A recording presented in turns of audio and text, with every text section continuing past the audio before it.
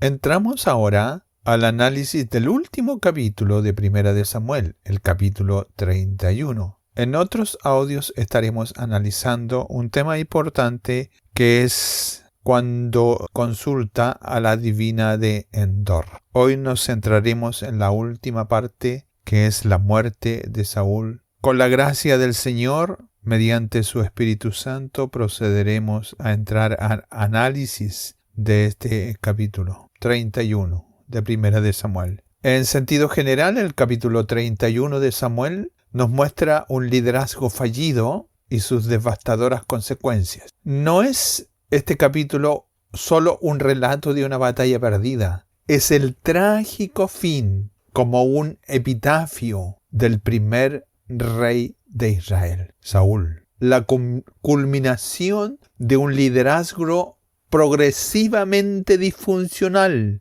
y de una serie de decisiones desobedientes y un progresivo rechazo de Dios a Saúl que lo llevaron a su destino fatal. Así, este capítulo final del primer libro de Samuel sirve como un sombrío cierre a la era de Saulo y contrasta dramáticamente con los momentos de promesa y heroísmo que en su comienzo estuvieron en Saúl y en el comienzo de su reinado. Toda la escena que está en este capítulo se desarrolla en el monte Gilboa, un nombre que resonaría en la historia de Israel, no como un lugar de victoria, sino de derrota, vergüenza y el final abrupto de una monarquía que había comenzado con las bendiciones divinas, pero que ahora terminó en desgracia por la terquedad de su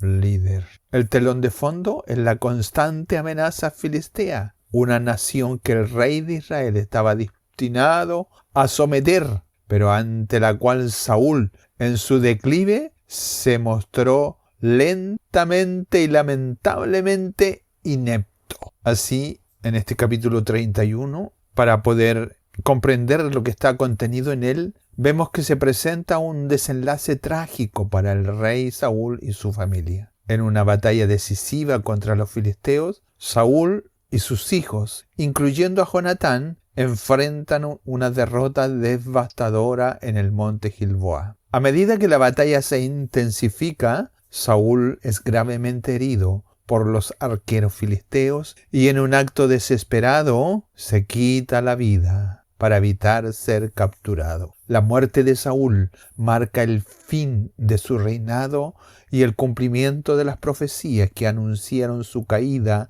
debido a su desobediencia a Dios. Este capítulo no solo resalta la tragedia personal de Saúl, sino también el impacto de su liderazgo fallido en Israel. La historia concluye con el lamento de los hombres de Jabes de Galaad, quienes honran a Saúl y sus hijos, recordando su valentía y su sacrificio. Este cierre de Primera de Samuel 31 establece el contacto para el ascenso de David y el futuro de Israel bajo un nuevo liderazgo. En los versos 1 al 3 encontramos que se presenta el escenario de la devastación completa y total en el campo de batalla. Dice de la siguiente manera: los filisteos pelearon contra Israel y huyeron los de Israel delante de los filisteos y cayeron muertos en el monte Gilboa. La batalla es brutal.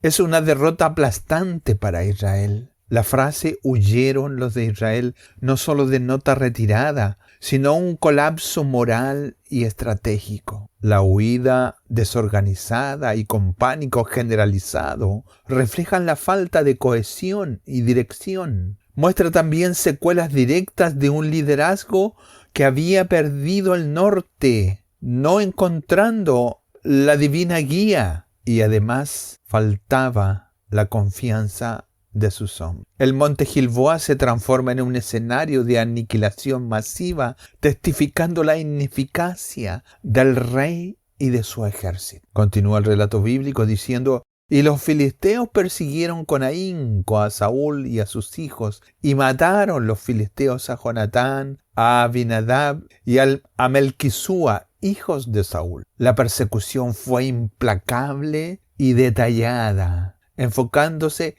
especialmente en la familia de Saúl. Estaba enfocada en la eliminación de la línea real. La muerte de los hijos de Saúl, en especial de Jonatán, es un golpe devastador. Jonatán, el amigo fiel de David, un guerrero valiente y el heredero natural legítimo por linaje, muere junto a su padre. Este evento no solo significa la pérdida personal de Saúl, sino la aniquilación de su linaje real, creando un vacío dinástico. Aunque Dios ya había previsto llenar con David, deja a Israel en un estado de vulnerabilidad y fragmentación. La ironía es amarga. La casa de Saúl, que debería haber establecido la monarquía, es erradicada por la misma amenaza que lo llevó al trono. Esto nos recuerda que las consecuencias del pecado de un líder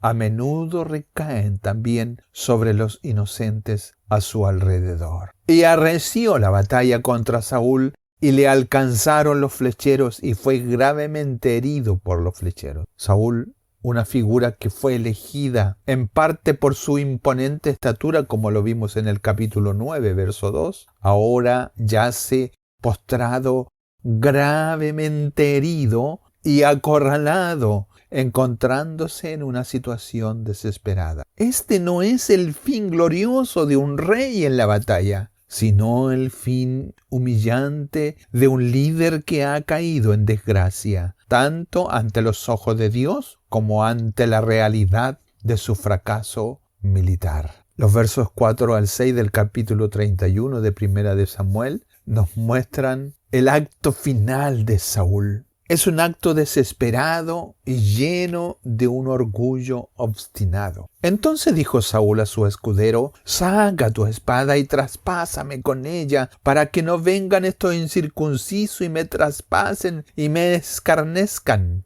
Pero su escudero no quiso, porque tenía mucho miedo. Entonces Saúl tomó su propia espada y se echó sobre ella. Este momento, esta escena, esta gráfica, es un testimonio del egocentrismo y el orgullo paranoico de Saúl. Su mayor miedo no es la muerte en sí, sino la humillación y el escarnio público a manos de los filisteos, a quienes deshumaniza llamándolos incircuncisos. Ante esto, prefiere quitarse la vida. Un acto de autoafirmación final y desesperado, antes que enfrentar la deshonra y el escarnio. Es un acto de orgullo y rechazo a la soberanía de Dios por sobre todas las cosas. A pesar de cómo él era, desconoció lo más grande, que Dios era el soberano de todos los actos de la vida. Esta decisión es la cumbre de su desconexión con Dios. Está sin esperanza divina. Y parece que la muerte autoinfligida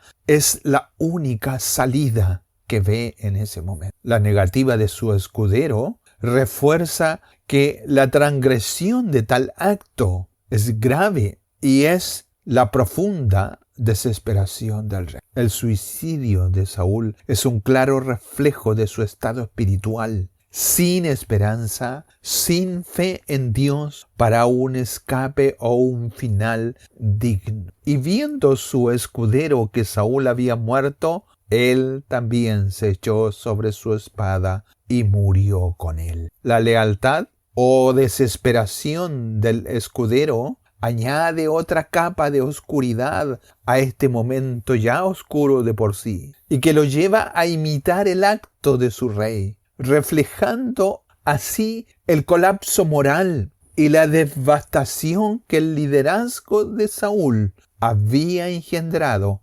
entre sus tropas y entre el pueblo. El relato bíblico continúa y dice: y así murieron Saúl y sus 3 hijos y su escudero y todos sus hombres aquel mismo día. Este versículo es un resumen conciso de la catástrofe completa. No es solo Saúl el que muere, es su linaje, es su séquito y una parte significativa de su ejército. El fin de Saúl es el fin de una era de liderazgo sellado por el cumplimiento de las profecías de juicio de Dios contra Saúl. Es el cumplimiento de la soberana bondad de Dios reflejada en el designio de su voluntad. Los versos 7 al 10 de 1 de Samuel 31 nos muestran la consumación de toda esta humillación que había acontecido al rey de Israel y muestra el triunfo de los filisteos. Dice el relato: y los hombres de Israel que estaban al otro lado del valle y al otro lado del Jordán, viendo que los de Israel habían huido y que Saúl y sus hijos habían muerto, dejaron las ciudades y huyeron, y los filisteos vinieron y habitaron en ellas. La derrota completa es activa y tiene consecuencias inmediatas, palpables para el pueblo, en el pánico y la evacuación de sus ciudades donde ellos moraban. Estas ciudades son rápidamente ocupadas por los filisteos. Esto demuestra el poder y el dominio filisteo y la vulnerabilidad extrema del pueblo bajo el liderazgo de Saúl. Y esto conlleva la pérdida de territorio y es un fracaso profundo para Israel. Los filisteos tomaron posesión de los territorios y ciudades que pertenecían a los israelitas. El 8. Y aconteció al día siguiente que, viniendo los filisteos a despojar a los muertos, hallaron a Saúl y a sus 3 hijos tendidos en el monte Gilboa. La profanación de los cuerpos era una práctica común, un cruel trofeo de guerra como signo de victoria y humillación sobre los vencidos. El verso 9. Y le cortaron la cabeza y le despojaron de las armas y enviaron mensajeros por toda la tierra de los filisteos para que llevaran las buenas nuevas al templo de sus ídolos y al pueblo. El descuartizamiento y la exhibición del cuerpo de Saúl son actos de suprema humillación. Sus armas, que eran los símbolos de su realeza, son tomados. Se difunde, hacen difusión de la noticia y exhiben en los templos paganos, donde la victoria es atribuida a sus dioses, no a Yahvé.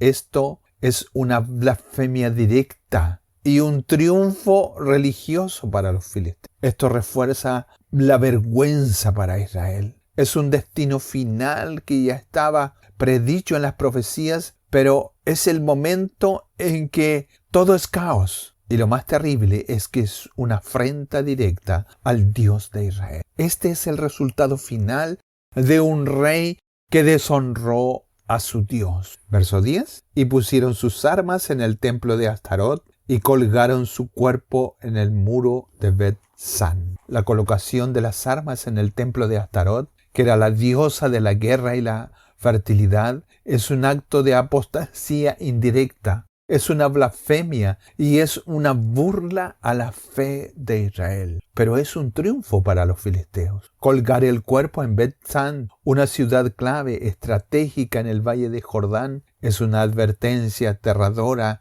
y una demostración pública de poder y victoria. Esto profundiza la humillación nacional de Israel y es una advertencia aterradora para todos los ciudadanos israelíes. Para finalizar, los versos 11 al 13 del capítulo 31 de Primera de Samuel nos muestran que hay un acto de nobleza de parte de los hombres de Jabes de Galaad.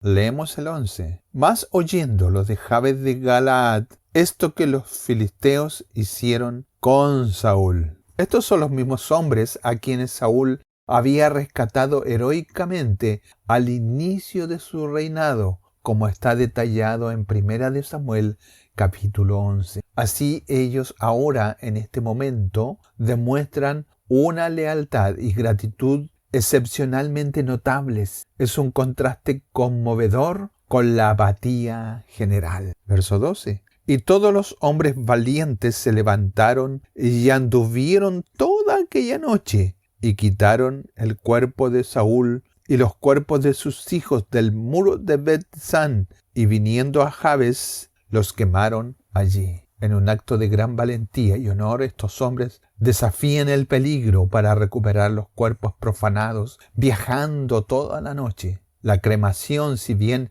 es usual en Israel, pues preferían la sepultación, probablemente buscaba evitar más profanaciones. Y el último verso nos indica que tomando sus huesos, los sepultaron debajo de un árbol en Jabes y ayunaron por 7 días. El entierro de los restos y el ayuno de 7 días son actos de luto, piedad y respeto por el rey Saúl y su familia. A pesar de la falla de Saúl, un remanente de su pueblo le rinde un último tributo, demostrando la persistencia de la lealtad y el honor, incluso en medio de la tragedia nacional. Es un acto de lealtad que contrasta fuertemente con la desesperación de Saúl y la profanación filistea. Así podemos encontrar que el capítulo 31 de Primera de Samuel, el último capítulo de Primera de Samuel, es un vívido testimonio del juicio de Dios sobre la desobediencia y la terquedad humana. El relato bíblico va más allá de la narrativa militar. Y en este relato subyacen profundas verdades teológicas sobre el juicio de un Dios santo y soberano. Hay una santidad y juicio de Dios. El final de Saúl es una manifestación inequívoca del rechazo divino debido a su desobediencia persistente. Dios es un Dios santo que no tolera la rebelión continuada. Lo vimos en varios episodios anteriores, en el capítulo 13, del 13 al 14, en el capítulo 15, verso 23, el abandono de Saúl por parte del Espíritu de Dios. 1 Samuel 16, 14. Su descenso a la paranoia y a la consulta de un médium, como lo veremos en el capítulo 28, son una progresión de su alejamiento de la voluntad divina. Su muerte es la justa sentencia, invocada por la santidad y el juicio. Nadie escapa al tiempo final que tiene destinado el Eterno para cada uno. Vemos en este capítulo también la soberanía de Dios sobre la historia humana. Aunque la derrota de Israel parece un revés, parece una vuelta atrás en el plan de Dios, en realidad es un paso crucial en su soberanía. Dios utiliza este evento trágico para despejar el camino para David, su ungido, el rey conforme a su corazón. La muerte de Saúl y la eliminación de su linaje no son accidentes, sino parte del diseño divino para establecer la dinastía de la cual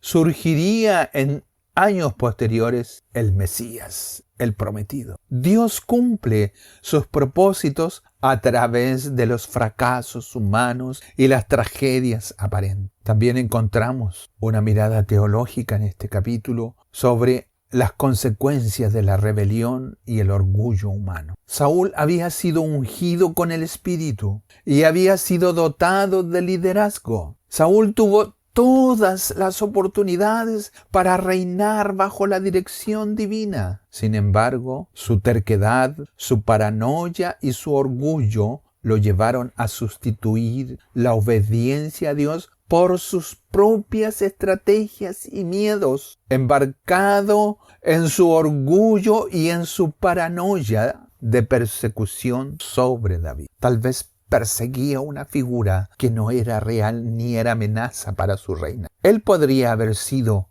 perfectamente un rey y buen rey bajo el liderazgo de Dios, pero él no lo hizo así. Su suicidio es el final, es el epítome de una vida vivida sin Dios. La desesperación final es la única salida cuando se ha agotado la esperanza en la providencia divina. No tuvo la valentía al final de su tiempo de levantar su brazo y pedir socorro, ayuda divina en ese tiempo y ese momento final.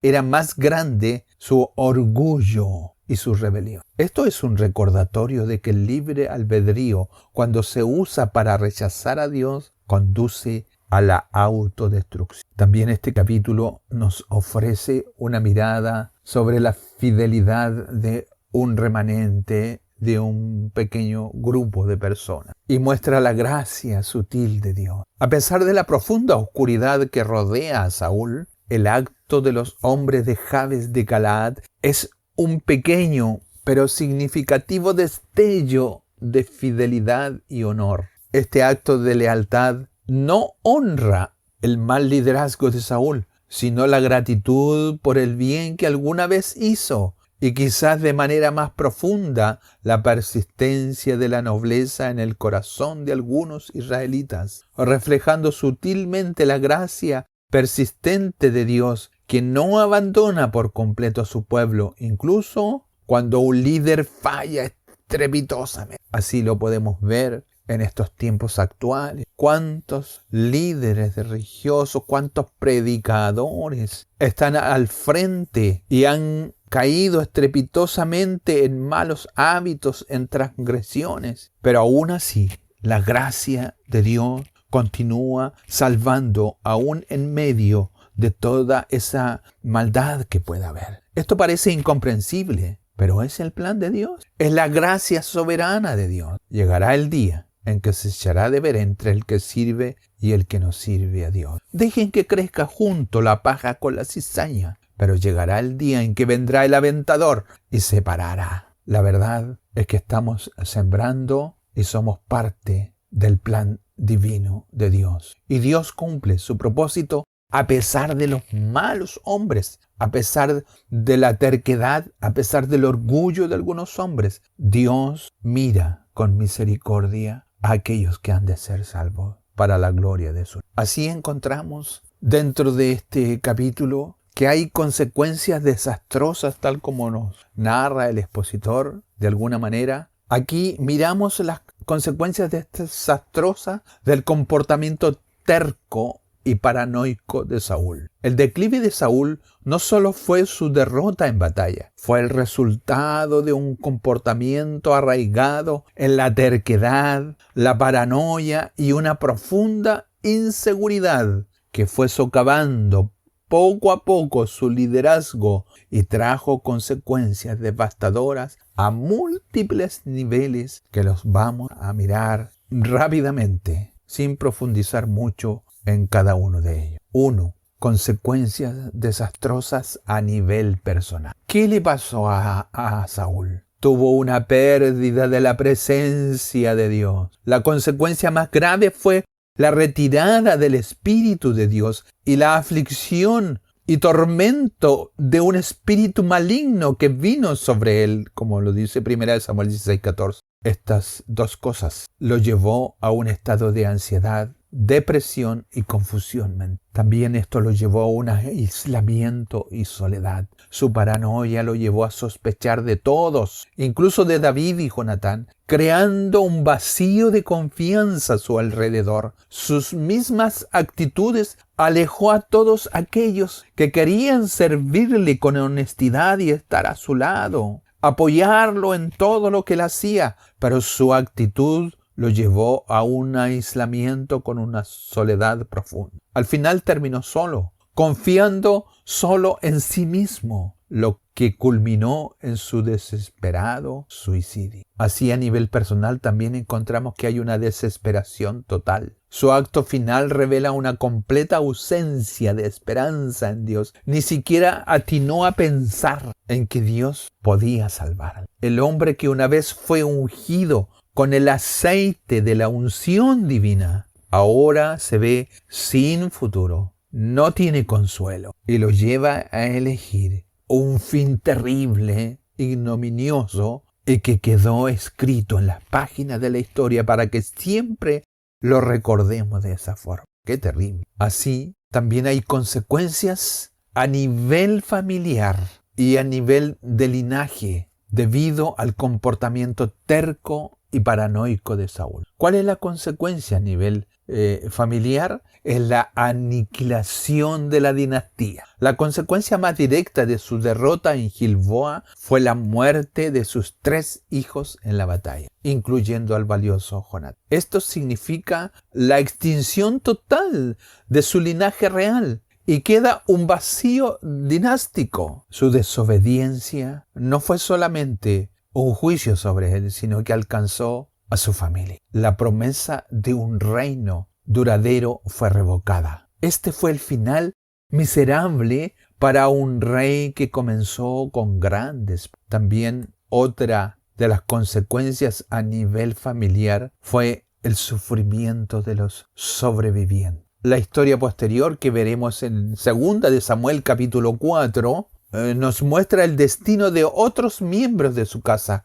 como Mefiboset, el hijo de Jonatán, quien quedó lisiado y dependiente de la gracia de David. Así vemos que la tragedia de Saúl se extendió a su posteridad. Tercero, hay consecuencias desastrosas del comportamiento terco y paranoico de Saúl a nivel de rey y a nivel del pueblo como nación. Ya lo comentamos, la pérdida del reino y la dinastía. La consecuencia más directa fue la pérdida del reino para él y su descendencia. Dios había prometido una dinastía a David, y la muerte de Saúl y sus hijos allana y abre el camino para él. A nivel de rey, hay una pérdida de la autoridad divina. Al desobedecer a Dios, Saúl perdió la autoridad moral y espiritual para gobernar. Eso es un hecho, pues quedó gobernando él solo. Ya no tenía el Espíritu de Dios y, aparte, fue atormentado por un espíritu malo. ¿Qué le quedaba? Su reinado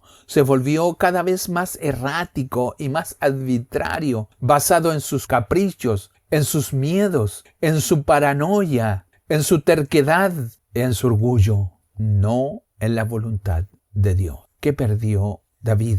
Y como consecuencia hay una debilidad militar y la estabilidad nacional se vuelve vulnerable. Su falta de dirección divina y su fijación en perseguir a David hasta la muerte, en lugar de perseguir a los enemigos de Israel, dejaron a la nación vulnerable, el camino abierto para la derrota, para que los invadieran los enemigos. No supo sopesar lo valioso que él era para el pueblo frente a su capricho personal. La derrota en Gilboa no fue un accidente, fue el resultado de un liderazgo que había descuidado la defensa y la unidad nacional. Hay caos y vacío en el liderazgo. La muerte de Saúl dejó a Israel en un estado de caos y sin un líder claro. Esto es tremendo, es tremendo. Conlleva a un movimiento que podríamos llamar como guerra civil. La muerte de Saúl sin un heredero, aunque David ya había sido ungido, pero aún no había asumido el trono. Esto abrió un periodo de inestabilidad y una guerra civil, como lo vamos a ver en el segundo libro de Samuel, en los capítulos 2 al 4. Vamos a ver esta inestabilidad que existió antes de que asumiera David. Una estabilidad política que se podría haber evitado si Saúl hubiese hecho lo correcto. También a nivel de rey y de pueblo hay consecuencias en un impacto espiritual negativo. El reinado de Saúl, marcado por la desobediencia continua, y para rematar sus actitudes, está en el capítulo 28 la consulta a mediums, la consulta a las divinas de Endor. Es terrible. Así vemos que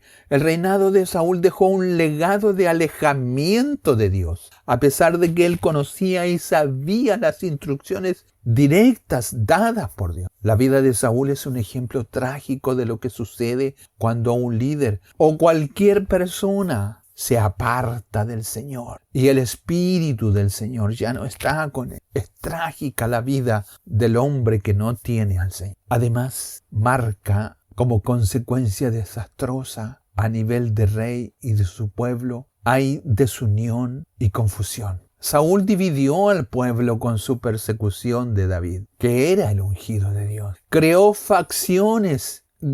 Unos estaban del lado de Saúl, otros estaban del lado de David. Había un ambiente de desconfianza y de contar y de delatar dónde estaba David escondido para ganarse el favor de Saúl. Era un ambiente terrible. Tras la muerte de Saúl, Israel se sumió en un período de guerra. Esto evidenció el vacío de liderazgo y la inestabilidad que Saúl mismo dejó como legado. Qué feo y terrible legado dejó en este sentido. La otra consecuencia es la humillación pública sobre el gran gobernador de Israel. La profanación de su cuerpo y la exhibición de sus armas en templos paganos fue una humillación nacional sin precedentes, deshonrando no solo al rey, sino al Dios de Israel ante sus enemigos. Así, ya para concluir, podemos tomar lecciones y aplicaciones para nosotros como creyentes en este tiempo.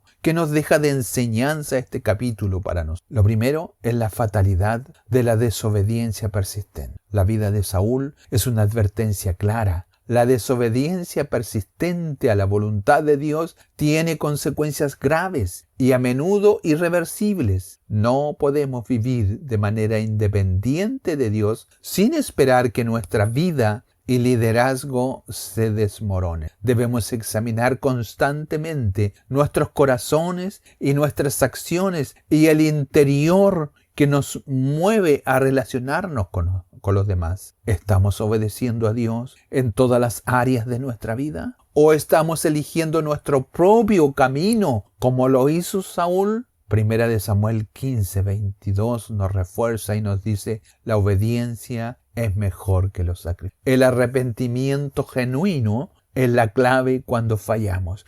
Hay que ser valientes y tener honor delante de Dios para reconocer nuestras faltas ante Dios y ante los demás. Eso es verdaderamente digno y honroso cuando lo hacemos. Según, como enseñanza encontramos que el peligro del orgullo y la seguridad en sí mismo es una tragedia. Saúl a menudo confiaba en su propia fuerza, su apariencia y sus propias decisiones, en lugar de buscar dirección a Dios, siempre queriendo él dar un paso más adelante. Pero su temor al hombre, su temor al pueblo, su temor a los filisteos era mayor que su temor a Dios. Los creyentes de este tiempo debemos cultivar una profunda humildad y dependencia de Dios. No debemos confiar en nuestra propia sabiduría. No debemos confiar en nuestras habilidades o nuestros recursos, de los que sean, económicos o de habilidades, sino confiar en la guía y provisión del Espíritu Santo. El temor de Dios nos libra del temor del hombre. Si Dios es con nosotros, ¿quién será contra nosotros? Hay que dejar todo en las manos del Señor. Al final del día, Él hará justicia. Tercero, como enseñanza encontramos también en este capítulo que las consecuencias del pecado de un líder recaen en otro. La desobediencia de Saúl no solo lo afectó a él, sino trajo calamidad sobre su familia, sobre su ejército y sobre toda la nación. Un desastre total. Así hoy día nosotros podemos mirarnos en los que están en posición de liderazgo, en la iglesia, en el hogar, como sacerdote del hogar, en el trabajo, en la sociedad, como madres. Todas estas posiciones de liderazgo deben ser especialmente consistentes de la magnitud de su influencia. Como profesores de escuela dominical, las decisiones espirituales y morales que tengamos que hacer y decidir tienen un impacto profundo en aquellos a quienes estamos liderando. La responsabilidad ante ellos y ante Dios es inmensa. 4. Podemos aprender como enseñanza que la desesperación sin Dios es mortal. Tomar decisiones difíciles en un momento conflictivo sin Dios es mortal. El suicidio de Saúl Es un testimonio sombrío de una vida sin esperanza y sin fe en la providencia de Dios. Cuando quitamos a Dios de la ecuación, la desesperación se convierte en la única respuesta a la adversidad. Los creyentes, nosotros tenemos una esperanza que va más allá de las circunstancias temporales. Incluso en la adversidad más profunda podemos confiar en que Dios está con nosotros y que su plan prevalecerá. No debemos ceder a la desesperación, sino buscar a Dios en oración y confianza. Aprendemos también que en medio de la tragedia puede haber bondad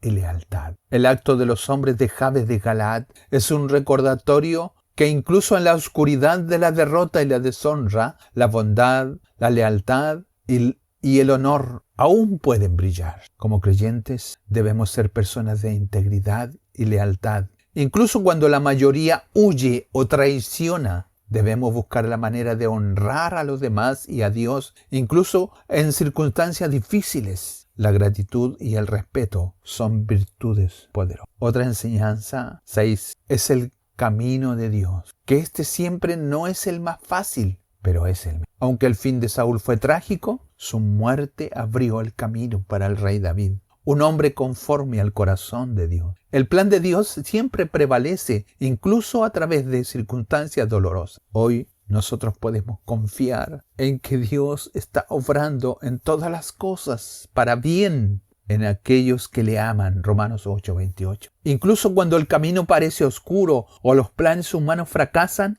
la soberanía del Dios eterno es nuestro consuelo y es nuestra esperanza. Así llegamos a una conclusión final y profunda. Y podríamos resumir que es una advertencia y una esperanza para los creyentes. El capítulo 31 de Primera de Samuel, al narrar el sombrío fin de Saúl, su linaje y gran parte de su ejército, nos ofrece una conclusión con doble filo. Es por un lado una severa advertencia sobre los peligros del liderazgo desviado y la desobediencia persistente, y por otro lado, un sutil recordatorio de la infalible soberanía de Dios y la promesa de una esperanza que trasciende el fracaso humano. Miramos que hay una advertencia ineludible y es el fruto amargo del liderazgo desobediente. La historia de Saúl es una poderosa parábola para líderes de todas las esferas y, ¿por qué no también decirlo?, para cada uno de nosotros los creyentes. Comienza con una gran promesa, un hombre ungido y capacitado por Dios, pero su viaje termina en la ruina y la vergüenza. La causa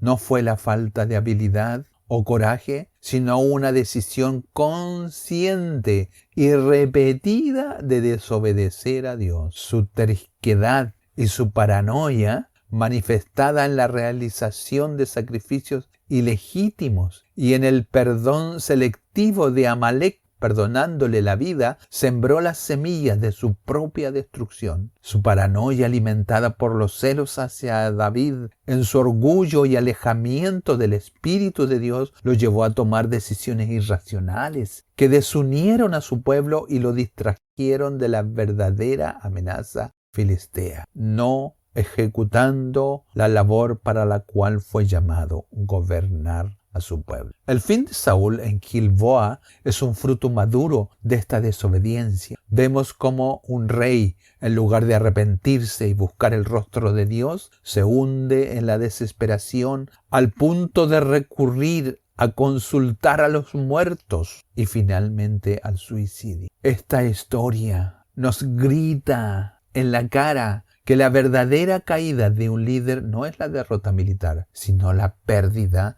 de la conexión con Dios. Un liderazgo sin un fundamento divino se vuelve una torre de Babel que inevitablemente colapsa, no solo arrastrando a quien la construye, sino también a todos los que están bajo su sombra. El vacío que Saúl dejó no fue solo un trono sin rey, fue un vacío moral y espiritual que sumió a Israel en la confusión de guerra interna, evidenciando que las consecuencias de la desobediencia se extienden mucho más allá de las personas, del individuo, e impacta a generaciones y a naciones enteras. Nuestras acciones son valiosas y afectan el futuro, pero hay una esperanza resplandeciente. La soberanía de Dios es inquebrantable. En medio de esta tragedia brilla la luz, la soberanía inquebrantable de Dios. Aunque Saúl se desvió, el plan de Dios no fue frustrado. La muerte de Saúl y la extinción de su linaje real no fue un accidente, sino el medio por el cual Dios allanó el camino para su verdadero ungido, David, el futuro rey que sería con. Este evento, aunque doloroso para Israel, fue un paso necesario en la providencia divina para establecer un reino según su propio corazón, del cual surgiría la línea mesiánica. La aparente victoria de los filisteos fue efímera. Un nuevo instrumento en las manos del Dios de Israel emergía para llevar a cabo su propósito. El acto de valentía y lealtad de los hombres de Jabes de Galaad, que honran a Saúl a pesar de su caída, es también un reflejo de esta esperanza. Es un recordatorio de que incluso en la oscuridad más profunda, la bondad, la gratitud y la virtud pueden persistir en el corazón humano. Un eco de la gracia y la fidelidad de Dios que nunca abandonan por completo a su pueblo. Para nosotros, hoy día, como creyentes, esta conclusión es un doble llamado. En primer lugar, es un urgente llamado a la humildad y a la obediencia total y radical. Nos advierte este relato de todo Primera de Samuel que la verdadera fortaleza de nuestro liderazgo y nuestra vida no reside en nuestras habilidades, en nuestros carismas, en nuestro poder o en nuestra facilidad para poder expresar lo que sentimos, sino que es nuestra dependencia absoluta de Dios. Este libro de Primera de Samuel nos desafía a examinar nuestro corazón, a arrepentirnos prontamente de la terquedad y de la paranoia y a buscar siempre la guía del Espíritu Santo. En segundo lugar, nos ofrece una profunda confianza en la soberanía de Dios. Incluso cuando los planes humanos fallan desastrosamente e incluso cuando vemos a líderes caer o a naciones en crisis, podemos descansar en la certeza de que Dios está obrando todas las cosas para sus propósitos perfectos. Usted y yo somos parte del plan de Dios. La historia de Saúl termina con la muerte, pero el libro de Samuel no termina ahí. Continúa con el ascenso de David, señalando que la fidelidad de Dios trasciende el fracaso humano y siempre nos conduce hacia su voluntad gloriosa. Que el Dios eterno, en esta recapitulación, nos haga reflexionar profundamente en lo que nosotros somos delante de Dios primeramente y con los que están a nuestro alrededor, con nuestros pares, con los que nos relacionamos, con nuestros hermanos en la fe. Verdaderamente debemos ser transparentes para que la gloria del Dios eterno tome posesión de nosotros y nos lleve en el camino perfecto de su gloria. Que el Dios eterno nos bendiga y les invito a seguir escudriñando el libro de Segunda para la gloria del nombre del Dios eterno. Amén.